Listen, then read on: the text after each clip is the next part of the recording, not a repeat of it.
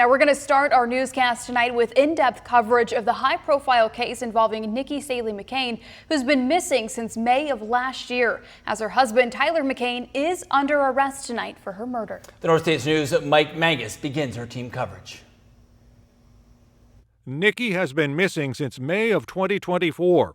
Community concern and interest have been overwhelming since her sister first reported her disappearance.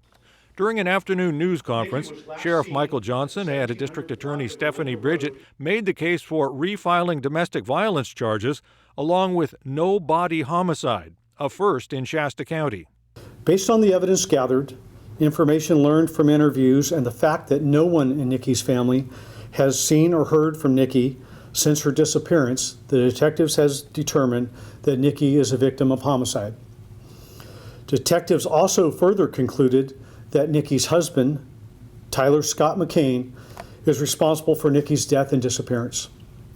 Detectives recently obtained a murder arrest warrant for Tyler McCain, and today at about 10:15 a.m., Tyler McCain was arrested.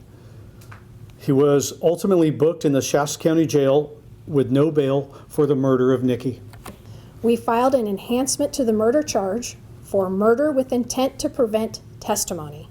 The testimony, as I said, refers to the testimony that would have been her testimony in the domestic violence case. It is our belief that Tyler McCain murdered his wife, Nikki McCain, to prevent her from testifying in the domestic violence case. This enhancement elevates the murder charge from a sentence of 25 to life without the possibility of parole. Nikki McCain's family members were present at the news conference, saying while they're grateful for the community support and law enforcement's efforts, they want a conviction. While this arrest is an important step, our fight is not over. We are still fighting for justice to be fully served, for my sister's memory to be honored, and for the healing of our family and community.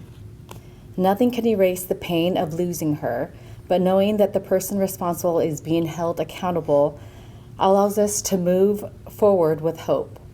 From the bottom of our hearts, thank you. Tyler McCain is being held in the Shasta County Jail without bail. A criminal complaint will be filed tomorrow morning, and he'll be arraigned Friday afternoon. Now, while the news conference was happening, deputies were at Tyler McCain's home in Happy Valley. This is how it looked on Olinda Road. Lots of patrol vehicles. Deputies told our crews there they were searching the property and collecting evidence. At least 2 other search warrants have been executed at this home during the investigation. And new information is coming to light following that news conference. The Northstate's News' Devin Herenda takes a closer look at the investigation that led to today's arrest.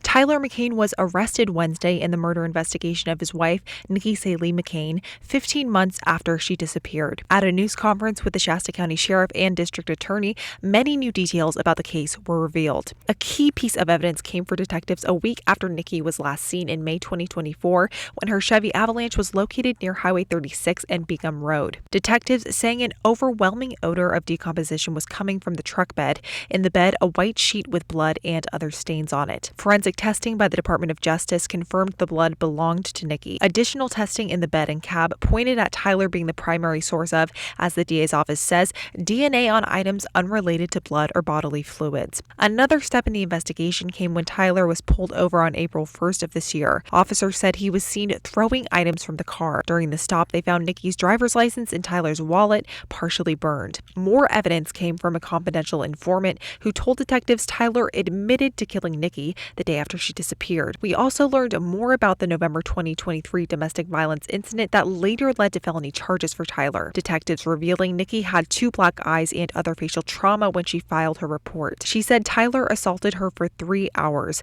striking her in the face multiple times, binding her ankles and wrists with tape, and putting tape over her mouth. Nikki said she feared for her life and believed she was going to die. Reporting in Shasta County, Devin Herenda, the Northstate's News.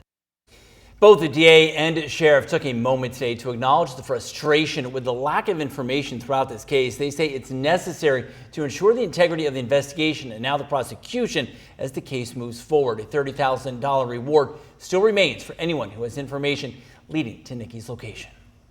The case has captivated the community and beyond. Let's look at some of the key dates. May 17th, 2024, the last day Nikki communicated with her sisters by text message. May 25th of that year, Nikki's 2002 Chevy Avalanche was found near Highway 36 West in Begum Road. A white sheet was found in the truck bed with Nikki's blood along with other stains on it. July 5th of 2024, the domestic violence case against Tyler was dropped. He had been facing 4 felony charges.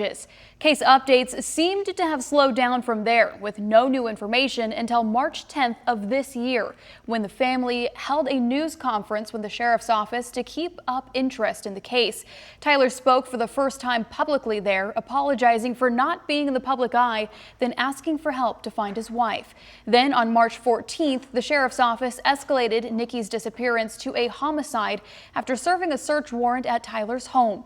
On April 1st, Tyler was pulled over on Highway 299 East, where detectives say they found Nikki's California driver's license in his back pocket, partially burned. And support for the mother of 4 has been strong throughout Shasta County and beyond since she first disappeared 15 months ago. Nikki's family and people in the community conducting numerous searches and public rallies to keep this case in the spotlight. And it worked, as her case was featured on several national outlets and true crime podcasts. There are hundreds of posts on social media dedicated to getting justice for Nikki. We have more information available on this homicide case. You can watch this afternoon's full news conference on our KRCR YouTube page. We'll have more coverage on this tonight in our 10 and 11 o'clock newscasts.